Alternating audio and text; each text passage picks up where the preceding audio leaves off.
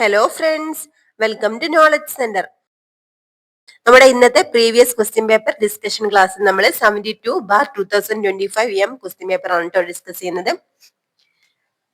Okay, അപ്പൊ ഈ ഒരു സീരീസ് കാണുന്നവരോട് എനിക്ക് പറയാനുള്ളത്, നിങ്ങൾ ഈ ഒരു ഓരോ ക്വസ്റ്റ്യൻസ് കാണുമ്പോഴും നിങ്ങൾ ആ ക്വസ്റ്റ്യൻസ് അറ്റൻഡ് ചെയ്യാൻ നോക്കട്ടോ. ഓരോ ക്വസ്റ്റ്യനും നിങ്ങൾക്ക് സ്വയം അറ്റൻഡ് ചെയ്യാൻ പറ്റുന്നുണ്ടോ, നിങ്ങൾക്ക് എന്താണ് ആൻസർ കിട്ടുന്നത് എന്നുള്ളത് ഒന്ന് ജസ്റ്റ് ഒന്ന് ശ്രമിച്ചു നോക്കട്ടോ. ഓക്കെ, അപ്പൊ പ്രസ്താവന ക്വസ്റ്റ്യൻസിന് ഇമ്പോർട്ടന്റ് ഉണ്ട്. അതുകൊണ്ട് തന്നെ പ്രസ്താവന, ശരിയായിട്ടുള്ള പ്രസ്താവനകളൊക്കെ അതിന്റെ കൂടെ തന്നെ പഠിച്ചു പോകട്ടോ. ഓരോ ക്വസ്റ്റ്യൻസ് ആയിട്ട് നോക്കാം. ഒന്നാമത്തെ ക്വസ്റ്റ്യൻ എന്താണ്? താഴെ തന്നിരിക്കുന്നവയിൽ കേരള പോർച്ചുഗീസ് ബന്ധങ്ങളെ സംബന്ധിച്ചുള്ള ശരിയായ പ്രസ്താവന അല്ലെങ്കിൽ പ്രസ്താവനകൾ ഏതെന്നാണ് ചോദിച്ചത് കേട്ടോ. കേരള പോർച്ചുഗീസ് ബന്ധങ്ങളെ സംബന്ധിച്ച ശരിയായ പ്രസ്താവനകളാണ് ചോദിച്ചത്. ഓക്കെ, അപ്പൊ ഇതിൽ ആൻസർ ആയിട്ട് വരുന്നത് ഓപ്ഷൻ ഡി ആണ് കേട്ടോ. അതായത് എല്ലാ പ്രസ്താവനകളും ശരിയാണ്. അപ്പൊ ഈ എന്താണ് ഇവിടെ തന്നിട്ടുള്ള 4 പ്രസ്താവനകളും നമുക്ക് പഠിക്കാനുള്ളതാണ്. 1498 മെയ് മാസത്തിൽ വാസ്കോഡഗാമ കോഴിക്കോട് എത്തി എന്നുള്ളത് ശരിയാണ്. അതുപോലെ 1500 പെഡ്രോ അൽവാരസ് കാബ്രോളിന്റെ നേതൃത്വത്തിൽ 2ാം പോർച്ചുഗീസ് സംഘം കേരളത്തിലെത്തി. 1502 വാസ്കോഡഗാമ 2ാം തവണ കേരളത്തിലെത്തി. അപ്പൊ എന്താണ് അടുത്തത്? പോർച്ചുഗീസുകാർ കേരളം വിടുന്നത് വരെ കോലോത്തിരുമായരുമായി അവർക്ക് സ്ഥിരവും തുടർച്ചയുള്ളതുമായ സൗഹൃദമാണ് ഉണ്ടായിരുന്നത്. അപ്പൊ 4 പ്രസ്താവനകളും ശരിയാണ്. 4 നമുക്ക് പഠിക്കാനുള്ളതാണ് കേട്ടോ. അടുത്ത ക്വസ്റ്റ്യൻ, കുളച്ചൽ യുദ്ധത്തിൽ മാർത്താണ്ഡവർമ്മ ഏത് യൂറോപ്യൻ ശക്തിയെയാണ് പരാജയപ്പെടുത്തിയത്? ഏത് യൂറോപ്യൻ ശക്തിയായിരുന്നു കുളച്ചൽ യുദ്ധത്തിൽ മാർത്താണ്ഡവർമ്മ പരാജയപ്പെടുത്തിയത്? നമുക്കറിയാം, ഡച്ചുകാരെയാണ് അല്ലെ, ഡച്ചുകാർ. എന്നായിരുന്നു കുളച്ചൽ യുദ്ധം നടന്നത്? 1741 1741 ഓഗസ്റ്റ് 10 കുളച്ചൽ യുദ്ധം നടക്കുന്നത്. ഓഗസ്റ്റ് 10 കുളച്ചൽ യുദ്ധം നടക്കുന്നത് കേട്ടോ. ഓക്കെ, അപ്പൊ ആരൊക്കെ തമ്മിലായിരുന്നു? മാർത്താണ്ഡവർമ്മയും അതുപോലെ ഡച്ചുകാരും തമ്മിലായിരുന്നു കുളച്ചൽ യുദ്ധം. ഇതെന്താണ് ഈ ഒരു കുളച്ചൽ യുദ്ധത്തിന്റെ പ്രാധാന്യത്തെ പറ്റി പഠിക്കാനുള്ളത്? എന്താണ്? ഒരു ഏഷ്യൻ രാജ്യം യൂറോപ്യൻ ശക്തിയെ കടൽ യുദ്ധത്തിൽ ആദ്യമായിട്ട് തോൽപ്പിച്ചത് ഈ ഒരു യുദ്ധത്തിലൂടെയാണ് കേട്ടോ. ഒരു ഏഷ്യൻ രാജ്യം യൂറോപ്യൻ ശക്തിയെ കടൽ യുദ്ധത്തിൽ ആദ്യമായിട്ട് തോൽപ്പിക്കുന്നത് കുളച്ചൽ യുദ്ധത്തിലൂടെയാണ്. ഓക്കെ, അങ്ങനെയും ക്വസ്റ്റ്യൻ വരാം. ഇനി അടുത്ത ക്വസ്റ്റ്യൻ, താഴെ തന്നിരിക്കുന്ന പുസ്തകങ്ങളുടെയും രചയിതാക്കളുടെയും പേരുകൾ താരതമ്യം ചെയ്ത് ശരിയായ ഉത്തരം കണ്ടെത്തുക എന്നാണ് കേട്ടോ. അപ്പൊ ഇതിൽ ശരിയായിട്ടുള്ള ക്രമം ഏതെന്നാണ്? ഓക്കെ, ഇതിൽ ശരിയായിട്ടുള്ളത് ഓപ്ഷൻ എ ആണ് കേട്ടോ. നോക്കാം, ഹോർത്തൂസ് മലബാറിക്കസ്. ഹോർത്തൂസ് മലബാറിക്കസ് ആരുടേതാണ്? ഹെൻറിക് വാൻ റേഡിന്റേതാണ്. അതുപോലെ അടുത്തത് മാമാങ്കം കിളിപ്പാട്ട് എഴുതിയത് ആരാണ്? മാമാങ്കം കിളിപ്പാട്ട് കാടഞ്ചേരി നമ്പൂതിരിയാണ് കേട്ടോ. കാടഞ്ചേരി നമ്പൂതിരി. പെരുമാൾ തിരുമൊഴിയോ? പെരുമാൾ തിരുമൊഴി കുലശേഖര ആഴ്വാറാണ്. അതുപോലെ തൂഫത്തുൽ മുജാഹിദ്ദീൻ ഷെയ്ഖ് സൈനുദ്ദീൻ ആണ് കേട്ടോ. ഈ ഒരു ഓർഡർ പഠിച്ചു നോക്കിയേ. അടുത്തത്, കേരളത്തിലെ ഒന്നാമത്തെ EMS നമ്പൂതിരിപ്പാടിന്റെ കീഴിലുള്ള മന്ത്രിസഭയുമായി ബന്ധപ്പെട്ട് ശരിയായ പ്രസ്താവനകൾ ഏതെല്ലാം എന്നാണ് കേട്ടോ. EMS നമ്പൂതിരിപ്പാടിന്റെ കീഴിലുള്ള മന്ത്രിസഭയുമായി ബന്ധപ്പെട്ട് ശരിയായ പ്രസ്താവനകളാണ് ചോദിച്ചിട്ടുള്ളത്. ഓക്കെ, ഇതിൽ ആൻസർ ആയിട്ട് വരുന്നത് ഓപ്ഷൻ സി ആണ് കേട്ടോ. അതായത് എന്താണ്? 1, 3 പ്രസ്താവനകൾ മാത്രം എന്നുള്ളതാണ്. 1, 3 പ്രസ്താവനകൾ മാത്രം. അതായത് ജോസഫ് മുണ്ടശ്ശേരി ആയിരുന്നു വിദ്യാഭ്യാസ മന്ത്രി എന്നുള്ളതും അതുപോലെ KR ഗൗരി ആയിരുന്നു റവന്യൂ വകുപ്പ് മന്ത്രി എന്നുള്ളതുമാണ് ശരിയായിട്ടുള്ളത് കേട്ടോ. ഇനി ഈ ക്വസ്റ്റ്യനിൽ എന്തൊക്കെയാണ് മിസ്റ്റേക്ക് ഉള്ളത്? രണ്ടാമത്തെ പ്രസ്താവന PK ചാത്തൻ വ്യവസായ വകുപ്പ് മന്ത്രിയായിരുന്നു എന്നുള്ളതാണ് കേട്ടോ. അത് തെറ്റാണ്. PK ചാത്തൻ മാസ്റ്റർ തദ്ദേശ സ്വയംഭരണ വകുപ്പ് മന്ത്രിയായിരുന്നു കേട്ടോ. തദ്ദേശ സ്വയംഭരണ വകുപ്പ് മന്ത്രി ആരാണ്? PK ചാത്തൻ മാസ്റ്റർ ആണ്. പിന്നീട് എന്താണ് കൊടുത്തിട്ടുള്ളത്? KP ഗോപാലൻ തദ്ദേശ സ്വയംഭരണ വകുപ്പ് മന്ത്രിയായിരുന്നു കൊടുത്തിട്ടുണ്ട്. എന്തായിരുന്നു? വ്യവസായ മന്ത്രി. ഇത് അങ്ങോട്ടും ഇങ്ങോട്ടും മാറ്റിയാണ് കൊടുത്തിട്ടുള്ളത് കേട്ടോ. PK ചാത്തൻ മാസ്റ്റർ തദ്ദേശ സ്വയംഭരണ വകുപ്പ് മന്ത്രിയും അതുപോലെ എന്താണ് KP ഗോപാലന് വ്യവസായ വകുപ്പ് മന്ത്രിയായിരുന്നു. ഓക്കെ, അടുത്ത ക്വസ്റ്റ്യൻ, മൻസബ്ദാരി സമ്പ്രദായം നടപ്പിലാക്കിയത് ആരെന്നാണ് കേട്ടോ. മൻസബ്ദാരി സമ്പ്രദായം നടപ്പിലാക്കിയത് ആരെന്നാണ്? ഓപ്ഷൻ ബി ആണ്, അക്ബർ ആണ് കേട്ടോ. അക്ബർ നടപ്പിലാക്കിയതാണ് മൻസബ്ദാരി സമ്പ്രദായം. ഓക്കെ, അടുത്തത്, ഏത് ആക്ട് അനുസരിച്ചാണ് ഇന്ത്യയുടെ ഭരണം ഈസ്റ്റ് ഇന്ത്യ കമ്പനിയിൽ നിന്നും ബ്രിട്ടീഷ് ഗവൺമെന്റ് ഏറ്റെടുത്തത്? ഏത് ആക്ട് അനുസരിച്ചാണ് ഇന്ത്യയുടെ ഭരണം ഈസ്റ്റ് ഇന്ത്യ കമ്പനിയിൽ നിന്നും ബ്രിട്ടീഷ് ഗവൺമെന്റ് ഏറ്റെടുത്തതെന്നാണ് കേട്ടോ. ഏത് ആക്ട് പ്രകാരമായിരുന്നു? എന്തായിരുന്നു? Option B, government of India act ആണ് കേട്ടോ. നമുക്കറിയാം 1857 ഒന്നാം സ്വാതന്ത്ര്യ സമരത്തിന് ശേഷമാണ് ഈ ഒരു ആക്ട് നടപ്പിലാക്കിയത് അല്ലെ. ഗവൺമെന്റ് ഓഫ് ഇന്ത്യ ആക്ട് പ്രകാരമാണ്. അടുത്ത ക്വസ്റ്റ്യൻ, താഴെ പറയുന്ന സംഭവങ്ങളെ അവ നടന്ന കാലക്രമം അനുസരിച്ച് ക്രമീകരിക്കുക എന്നാണ് കേട്ടോ. ഓക്കെ, ഇതിൽ ശരിയായിട്ടുള്ള ക്രമീകരണം ഓപ്ഷൻ ഡി ആണ് കേട്ടോ. ഓപ്ഷൻ ഡി ആണ് ശരിയായിട്ടുള്ള ക്രമീകരണം. ഓക്കെ, ഏതാ നോക്കാം. ഏതൊക്കെയാണ്? 3, 1, 4, 2 എന്നുള്ള ക്രമമാണ് കേട്ടോ. ഇതാണ് ബംഗാൾ വിഭജനമാണ് ഒന്നാമത് വരുന്നത്. രണ്ടാമത് റൗലറ്റ് ആക്ട്, മൂന്നാമത് നെഹ്റു റിപ്പോർട്ടാണ് വരുന്നത്. നാലാമത്തത് ഗാന്ധി ഇർവിൻ ആക്ട്. ഓക്കെ, ഓരോന്നിന്റെയും കാലക്രമം ഒന്ന് നോക്കല്ലേ. ബംഗാൾ വിഭജനം നടന്നത് നമുക്കറിയാം. ബംഗാൾ വിഭജനം 1905 നടന്നത്. പിന്നീട് റൗലറ്റ് ആക്ട് 1919 പിന്നീട് നെഹ്റു റിപ്പോർട്ട് 1928 ഗാന്ധി ഇർവിൻ ഉടമ്പടി 1931 കേട്ടോ.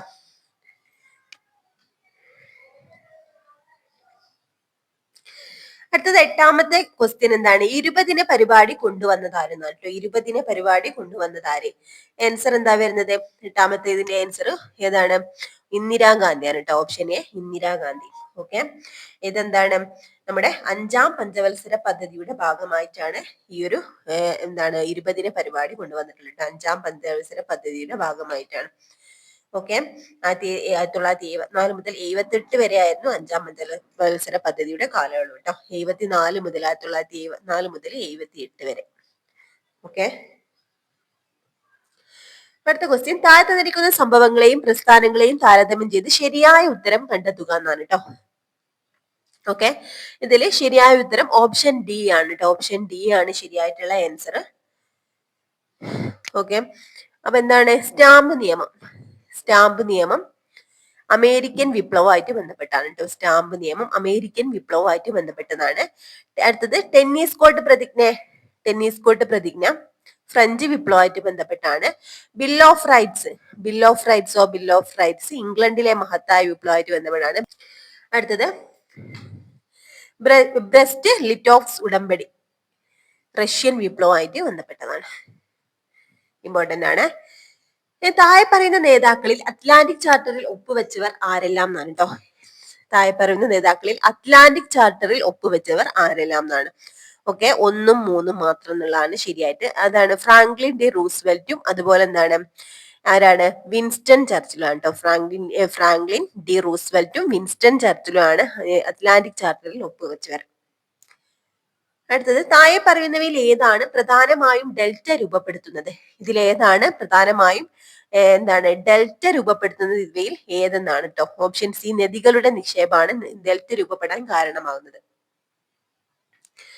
അടുത്തത്, ഒരു ടോപ്പോഗ്രാഫിക് മാപ്പിലെ കോണ്ടൂർ ഇടവേള എന്തിനെ പ്രതിനിധീകരിക്കുന്നു? കോണ്ടൂർ ഇടവേള എന്തിനെയാണ് പ്രതിനിധീകരിക്കുന്നത് എന്നാണ് കേട്ടോ. ഏതാണ്? തുടർച്ചയായ കോണ്ടൂർ രേഖകൾക്കിടയിലുള്ള ഉയരത്തിലെ ലംബ വ്യത്യാസത്തെയാണ് പ്രതിനിധീകരിക്കുന്നത്.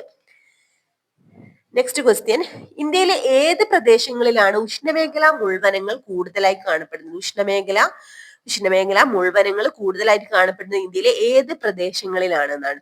ഓപ്ഷൻ സി രാജസ്ഥാൻ, ഗുജറാത്ത്, ഹരിയാന എന്നിവിടങ്ങളിലെ അർദ്ധ വരണ്ട പ്രദേശങ്ങളിലാണ് മുൾവനങ്ങൾ കാണപ്പെടുന്നത്. ഉഷ്ണമേഖലാ മുൾവനങ്ങൾ കാണപ്പെടുന്നത്. ഓക്കെ, അടുത്ത ക്വസ്റ്റ്യൻ 14ാമത്തെ ക്വസ്റ്റ്യൻ, കേരളത്തിൽ സൈലന്റ് വാലി ദേശീയോദ്യാനം ഏത് തരം വനം ആവാസ വ്യവസ്ഥയെ സംരക്ഷിക്കുന്നതിന് പേര് കേട്ടത്? ഏത് തരം വനം ആവാസ വ്യവസ്ഥയെ സംരക്ഷിക്കുന്നതിന് പേര് കേട്ടതാണ് സൈലന്റ് വാലി ദേശീയോദ്യാനം എന്നാണ് കേട്ടോ. ഓക്കെ, ഏത് തരമാണ്? നമുക്കറിയാം ഉഷ്ണമേഖലാ മഴക്കാടുകളാണ് കേട്ടോ. ഇമ്പോർട്ടന്റ് ആണ്, മാറിപ്പോയത്. ഉഷ്ണമേഖലാ മഴക്കാടുകളെ ആണെന്ത് ഈ ഒരു സൈലന്റ് വാലി ദേശീയോദ്യാനം ഏതാണ്? ഏത് ആവാസ വ്യവസ്ഥയെ സംരക്ഷിക്കുന്നതിനാണ്? ഉഷ്ണമേഖലാ മഴക്കാടുകൾ. ഇനി പശ്ചിമഘട്ടത്തിലെ പാലക്കാട് ചുരം ഏതൊക്കെ 2 പർവ്വത നിരകളെയാണ് വേർതിരിക്കുന്നത്? പാലക്കാടുള്ള പശ്ചിമഘട്ടത്തിലെ പാലക്കാട് ചുരം ഏതൊക്കെ 2 പർവ്വത നിരകളെയാണ് വേർതിരിക്കുന്നത് എന്നാണ് കേട്ടോ. നീലഗിരി മലനിരകളും നെല്ലിയാമ്പതി മലനിരകളും. ഇതൊക്കെ ഇമ്പോർട്ടന്റ് ആണ്, പ്രീവിയസ് ക്വസ്റ്റ്യൻസ് ആണ്. അടുത്തത് 16ാമത്തത്, വരുമാന വിതരണത്തിൽ പുരോഗതി ഇല്ലാതെ പ്രതിശീർഷ വരുമാനത്തിന്റെ വർധനവ് സൂചിപ്പിക്കുന്നത്. ഒന്നുകൂടി പറയാം, വരുമാന വിതരണത്തിൽ പുരോഗതി ഇല്ലാതെ പ്രതിശീർഷ വരുമാനത്തിലെ വർധനവ് സൂചിപ്പിക്കുന്നത് എന്തിനെയാണ്? വരുമാന അസമത്വം വർദ്ധിക്കുന്നു എന്നുള്ളതാണ് കേട്ടോ. ക്യാഷ് റിസർവ് അനുപാതം CRR കുറയ്ക്കാനുള്ള RBIയുടെ തീരുമാനം പ്രധാനമായും ലക്ഷ്യമിടുന്നത് എന്തിനെയാണ്? ക്യാഷ് റിസർവ് അനുപാതം കുറയ്ക്കാനുള്ള RBIയുടെ തീരുമാനം പ്രധാനമായിട്ടും ലക്ഷ്യമിടുന്നത് എന്തിനെയാണ് കേട്ടോ? ദ്രവ്യത വർദ്ധിപ്പിക്കലാണ്. അത് GDPയിലും ധനക്കമ്മിയിലും ഒരേ സമയം ഉണ്ടാകുന്ന വർധനവ് സൂചിപ്പിക്കുന്നത് GDPയിലും ധനക്കമ്മിയിലും ഒരേ സമയം ഉണ്ടാകുന്ന വർധനവ് സൂചിപ്പിക്കുന്നത് എന്തിനെന്നാണ് കേട്ടോ? സർക്കാർ വിപുലീകരണ ധനനയം പിന്തുടരുന്നു എന്നുള്ളതാണ്. അടുത്തത് സാമ്പത്തിക വളർച്ചയുടെ ക്ഷേമ ആഘാതം വിലയിരുത്തുന്നതിനുള്ള ഏറ്റവും നല്ല അളവുകോൽ ഏതാണ്? സാമ്പത്തിക വളർച്ചയുടെ ക്ഷേമ ആഘാതം വിലയിരുത്തുന്നതിനുള്ള ഏറ്റവും നല്ല അളവുകോൽ ഏതെന്നാണ് കേട്ടോ? ഓപ്ഷൻ സി HDI ആണ്. HDI. അടുത്ത ക്വസ്റ്റ്യൻ, 20ാമത്തെ ക്വസ്റ്റ്യൻ, വാദം എയിൽ നീതി ആയോഗ് താഴെത്തട്ടിലുള്ള ആസൂത്രണത്തിന് പ്രാധാന്യം നൽകുന്നു. കാരണം പറയുന്നത് എന്താ? സംസ്ഥാനങ്ങൾക്ക് സാമ്പത്തിക വിഭവങ്ങൾ അനുവദിക്കാൻ ഭരണഘടനാപരമായ അധികാരമുണ്ട് എന്നാണ് കേട്ടോ. ഇതില് ശരിയായിട്ടുള്ള ആൻസർ ഓപ്ഷൻ സി എ ശരിയാണ്, പക്ഷെ ആർ തെറ്റാണെന്നാണ് കേട്ടോ. കാരണം തെറ്റാണ്. അടുത്തത് 21ാമത്തെ ക്വസ്റ്റ്യൻ, പ്രസിഡന്റിന് സത്യപ്രതിജ്ഞ ചൊല്ലിക്കൊടുക്കുന്നത് ആരാണ്? പ്രസിഡന്റിന് സത്യപ്രതിജ്ഞ ചൊല്ലിക്കൊടുക്കുന്നത് ആരാണ്? നമുക്കറിയാം ചീഫ് ജസ്റ്റിസ് ഓഫ് ഇന്ത്യ ആണ് കേട്ടോ. പ്രസിഡന്റിന് സത്യപ്രതിജ്ഞ ചൊല്ലിക്കൊടുക്കുന്നത് ചീഫ് ജസ്റ്റിസ് ഓഫ് ഇന്ത്യ. ലോക്പാലിന്റെ ആദ്യ അധ്യക്ഷൻ ആരാണ്? ലോക്പാലിന്റെ ആദ്യ അധ്യക്ഷൻ ആരാണ്? ജസ്റ്റിസ് പിനാക്കി ചന്ദ്രഘോഷ് ആയിരുന്നു കേട്ടോ. ജസ്റ്റിസ് പിനാക്കി ചന്ദ്രഘോഷ്.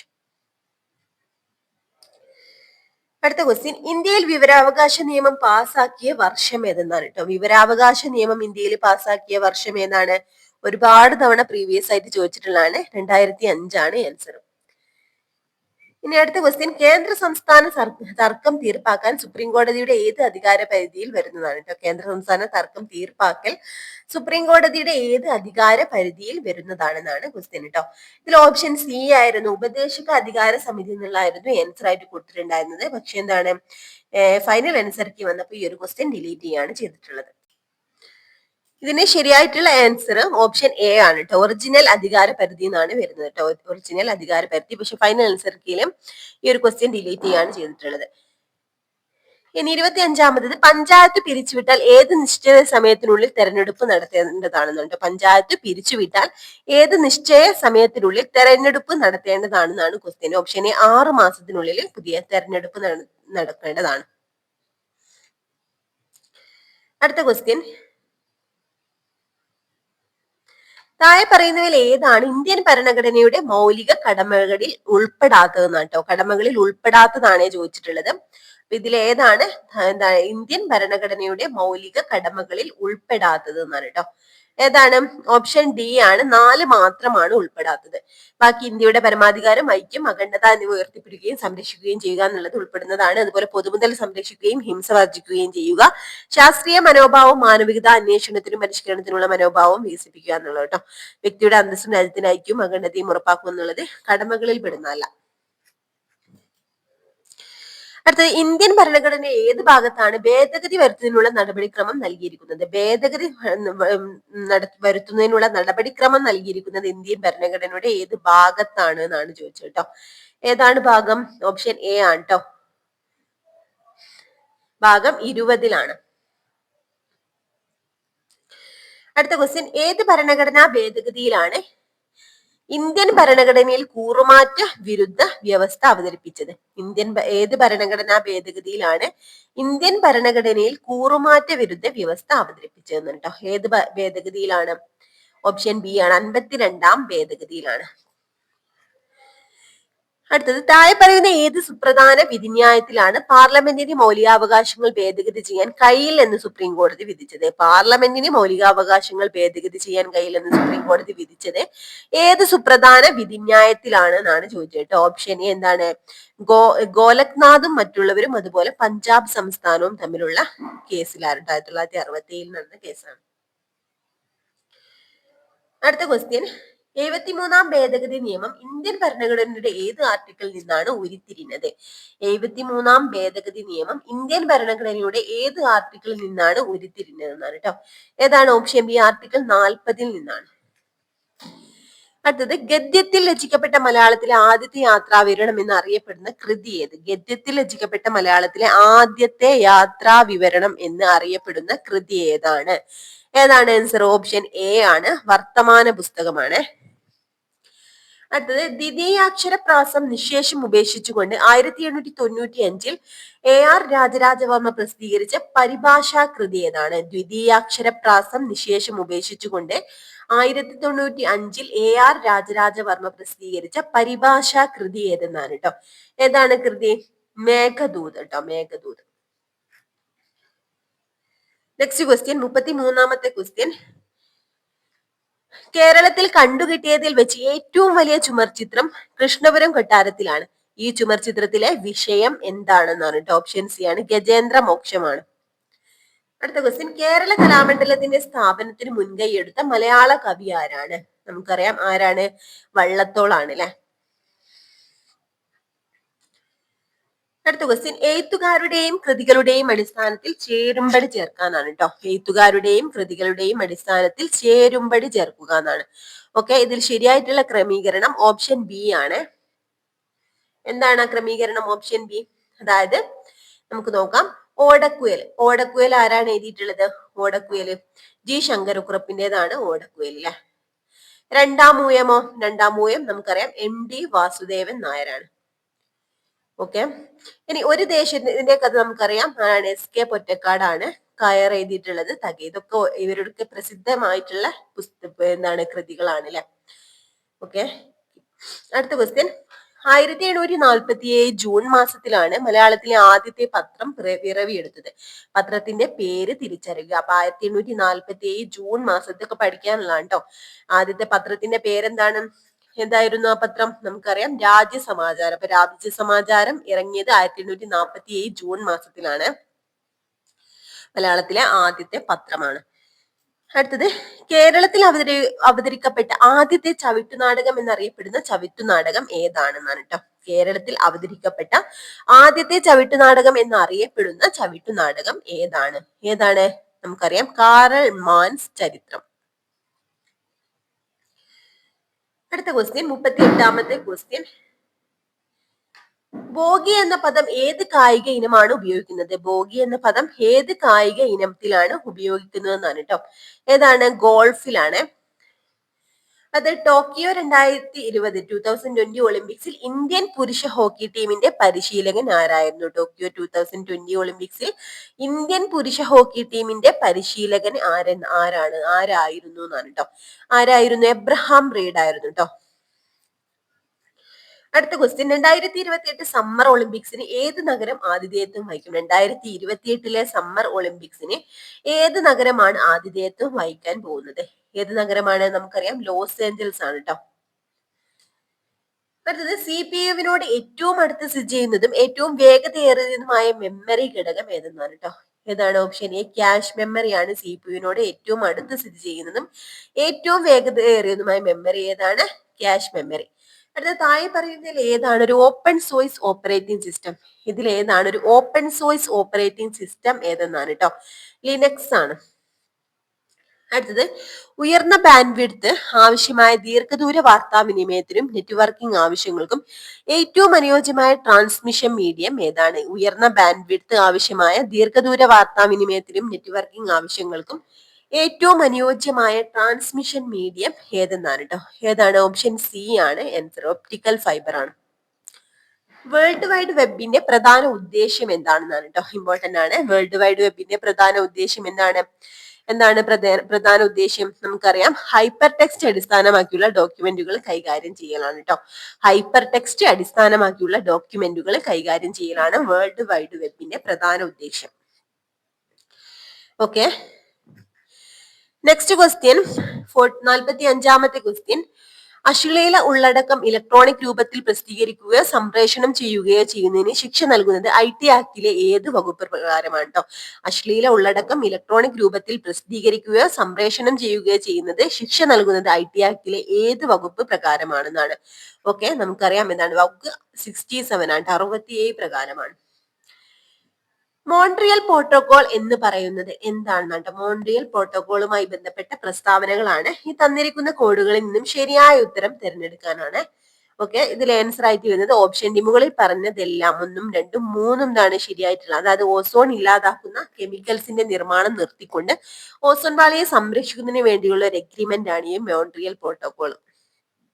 ഓസോൺ ഇല്ലാതാക്കുന്ന കെമിക്കൽസിന്റെ ഉപയോഗം കുറച്ചുകൊണ്ട് ഓസോൺ പാളിയെ സംരക്ഷിക്കുന്നതിന് വേണ്ടിയുള്ള അഗ്രിമെന്റ് ആണ് 1987 ഒപ്പിട്ടിട്ടുള്ളത് കേട്ടോ. അപ്പൊ ഈ 3 പ്രസ്താവനകളും നമുക്ക് മോൺട്രിയൽ പ്രോട്ടോകോളുമായിട്ട് ബന്ധപ്പെടുത്തി പഠിക്കാനുള്ളതാണ്.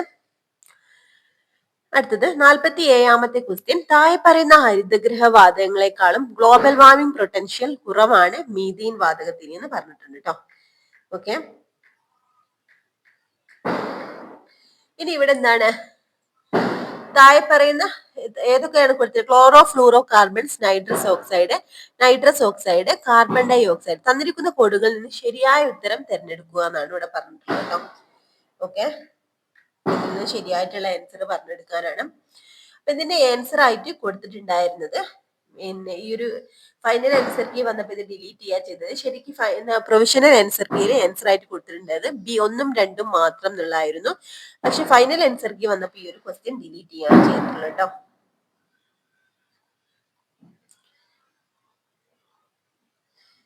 അടുത്തത് ജൈവവൈവിധ്യത്തിന്റെ ഇൻസിറ്റ്യൂ സംരക്ഷണത്തിന്റെ രീതികളാണ്. ജൈവവൈവിധ്യത്തിന്റെ ഇൻസിറ്റ്യൂ സംരക്ഷണത്തിന്റെ രീതികളാണ് എന്ന് പറഞ്ഞ എന്തൊക്കെ കൊടുത്തിട്ടുള്ളത്? ഇതിൽ ഏതാണ് ഈ ഇൻസിറ്റ്യൂ സംരക്ഷണത്തിന്റെ രീതികൾ? നമ്മൾ ഇന്ന് അപ്ലോഡ് ചെയ്തിട്ടുള്ള SCERT പാഠഭാഗത്ത് ഈ ഒരു ഈ ഭാഗം നമുക്ക് പഠിക്കാനുള്ളതുണ്ട് കേട്ടോ.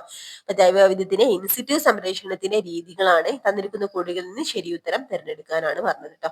ഇതിൽ ഓപ്ഷൻ സി ഏതാണ് ശരിയായിട്ടുള്ളത്? ഓപ്ഷൻ സി ആണ്. 3ഉം 4ഉം ആണ്.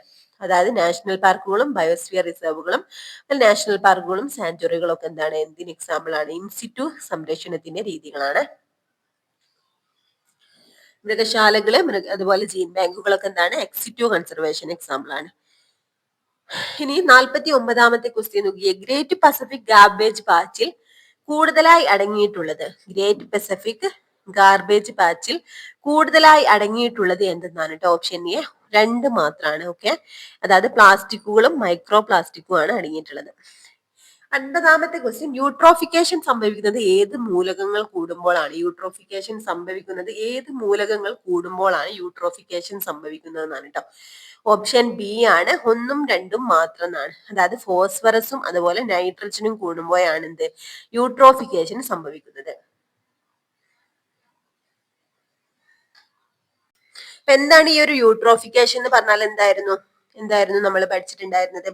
ജലാശയങ്ങളിലൊക്കെ നൈട്രജന്, ഫോസ്ഫറസ് തുടങ്ങിയ പോഷകങ്ങളൊക്കെ അമിതമായിട്ട് കലരുന്നത് വഴി എന്താണ് പായലുകളും സസ്യങ്ങളും ഒക്കെ അമിതമായിട്ട് വളരുന്ന പ്രതിഭാസമാണ് യൂട്രോഫിക്കേഷൻ എന്ന് പറയുന്നത് കേട്ടോ.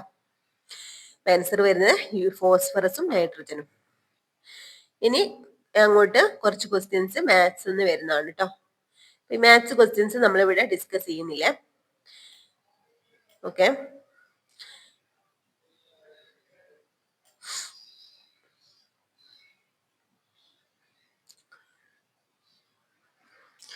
അടുത്ത question. The word scapegoat means എന്താണ് ഈ ഒരു വേർഡിന്റെ മീനിങ് എന്താണെന്നാണ്. ഓപ്ഷൻ ഡി ആണ്. A person blamed for someone else wrong. അടുത്തത് ഓപ്പോസിറ്റ് ഓഫ് എക്സ്ട്രാവേജൻ എന്നുള്ള വേർഡിന്റെ ഓപ്പോസിറ്റ് വേർഡ് ഏതെന്നാണ് കേട്ടോ. ഏതാണ്? ഓപ്ഷൻ ബി ആണ് വരുന്നത്, അതായത് ത്രിഫ്റ്റി ആണ്. അടുത്ത question. The expression of sine qua non എന്ന എക്സ്പ്രഷന്റെ മീനിങ് എന്തെന്നാണ്? ഓപ്ഷൻ എ ആണ് ആൻസർ. എസെൻഷ്യൽ കണ്ടീഷൻ ആണ്.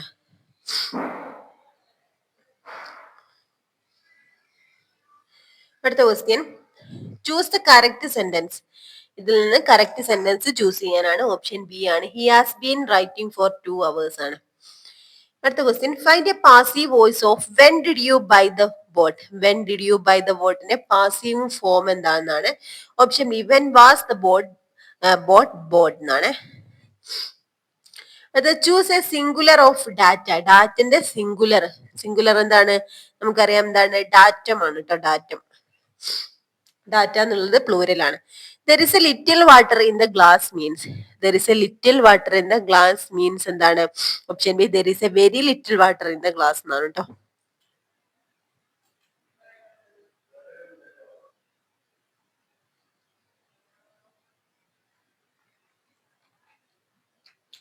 ഈ ഒരു ക്വസ്റ്റിന്റെ ആൻസർ ആയിട്ട് there is no water in the glass എന്നാണ് പ്രൊവിഷണൽ ആൻസർ കീയിൽ ആൻസർ ആയിട്ട് കൊടുത്തത്.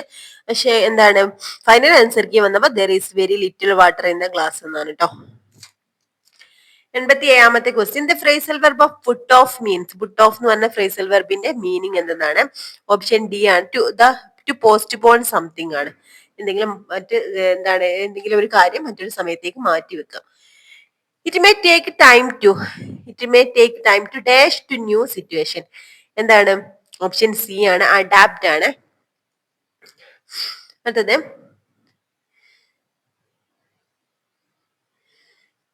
Kiran's pen was dash than that of Arun. Kiran's pen was dash than that of Arun ആണ്. ഓപ്ഷൻ ബി ആണ്, വേഴ്സ് ആണ് കേട്ടോ. Worse than that of Arun ആണ്.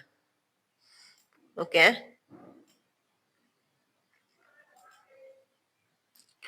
Next question. The train dash when he reacted the railway station. Reached the railway station. The train dash when he reached the railway station. Answer എന്താണ് വരുന്നത്? Option C ആണ്, had left കേട്ടോ. പോയി കഴിഞ്ഞിരുന്നു. The train had left when he reached the railway station. ഇനി 10 questions മലയാളത്തിൽ നിന്നുള്ളതാണ്. അതുകൂടി നോക്കാം. ശരിയായ പദം തിരഞ്ഞെടുക്കുക എന്നാണ് കേട്ടോ. ഫസ്റ്റ് 91 ശരിയായ പദം തിരഞ്ഞെടുക്കാനാണ്. ഓക്കെ, ഇതിൽ ശരിയായിട്ടുള്ള പദം ഏതാണ്? ഓപ്ഷൻ ബി ശിപാർശ ആണ് കേട്ടോ. ശിപാർശ. ഓക്കെ, അടുത്ത ക്വസ്റ്റ്യൻ. ടു ലുക്ക് ബ്ലൂ എന്ന പ്രയോഗത്തിന് ഉചിതമായ മലയാളം. ടു ലുക്ക് ബ്ലൂ എന്ന പ്രയോഗത്തിന് ഉചിതമായിട്ടുള്ള മലയാളം ഏതെന്നാണ് കേട്ടോ. ഏതാണ്? ഓപ്ഷൻ സി വിഷണ്ണനായിരിക്കുക എന്നാണ്. അടുത്ത സർവം ആത്മാവായി കരുതുന്നവന്. ഒറ്റപ്പദാണ്. സർവം ആത്മാവായി കരുതുന്നവന് എന്താണ് പറയാം? ഓപ്ഷൻ ഡി ആണ്, ആത്മയാജിയാണ്. ആത്മയാജി. 94ാമത്തെ ക്വസ്റ്റ്യൻ. മുഖ്യം എന്ന പദത്തിന്റെ വിപരീത പദം. വിപരീത പദാണ് ട്ടോ. മുഖ്യം എന്ന പദത്തിന്റെ വിപരീത പദം ഏതെന്നാണ്? ഏതാണ് മുഖ്യം? ഗൗണമാണ് ട്ടോ. ഗൗണം. ഒരുക്കങ്ങളെല്ലാം ചെയ്തു കഴിഞ്ഞ് ഇന്നെ എന്തും പ്രവർത്തിക്കാവൂ എന്ന ആശയം വരുന്ന പഴഞ്ചൊല്ല്. ഒരുക്കുകളെല്ലാം ചെയ്തു കഴിഞ്ഞ് എന്തും പ്രവർത്തിക്കാവൂ എന്ന ആശയം വരുന്ന പഴഞ്ചൊല്ല് ഏതെന്നാണ്? ഓപ്ഷൻ സി കറ്റയും തലയിൽ വെച്ച് കളം ചെത്തരുത് എന്നുള്ളതാണ്. തെറ്റായ വാക്യം തിരഞ്ഞെടുക്കാനാണ് അടുത്ത കേട്ടോ. ഇതിൽ നിന്ന് തെറ്റായ വാക്യം തിരഞ്ഞെടുക്കാനാണ്. 96ാമത്തെ ക്വസ്റ്റ്യൻ. ഓപ്ഷൻ ബി ഏകദേശം 300ഓളം പേരെങ്കിലും ആ സദ്യയിൽ പങ്കെടുത്തിട്ടുണ്ട് എന്നുള്ളതാണ്. അടുത്തത് പാമ്പ് എന്ന പദത്തിന്റെ പര്യായ പദം എഴുതുക എന്നിട്ട് ഇതിൽ പാമ്പ് എന്ന പദത്തിന്റെ പര്യായ പദം ഇതിൽ ഏതാണ്? Option C വിലേശയമാണ്. വെണ്മ എന്ന പദം പിരിച്ചെഴുതിയാല് എങ്ങനെ വരും? വെണ്മ എന്ന പദം പിരിച്ചെഴുതിയാൽ ഓപ്ഷൻ ബി വെൾ പ്ലസ് മാണ്. അടുത്ത ക്വസ്റ്റ്യൻ. വാരണവ്യാള ബല്ലു കാവൃകാദികൾ മാനുഷഭോജികളായുള്ള രാക്ഷസർ എന്ന വരിയിൽ അടിവരയിട്ട പദത്തിന്റെ സമാന പദം. അതായത് വ്യാള എന്താണ്? ബല്ലു കാവൃ, അതായത് ബല്ലു കവൃകാദികൾ അല്ലെ. ഇവിടെ ബല്ലൂക്ക എന്നുള്ള ഈ ഒരു പദത്തിന്റെ സമാന പദം ഏതാനാണ് കേട്ടോ. ഇതിൽ ഏതാണ്? ഓപ്ഷൻ സി കരടിയാണ്. അടുത്ത ദിക് അധികം നാഗൻ എന്ന പദങ്ങൾ ചേർത്ത് എഴുതിയാൽ എങ്ങനെ വരും? ദിക് അധികം നാഗൻ എന്നീ പദങ്ങൾ ചേർത്ത് എഴുതിയാൽ എങ്ങനെയാ വരും? ഓപ്ഷൻ ബി ദിങ് നാഗൻ വരും കേട്ടോ. ദിങ് നാഗൻ.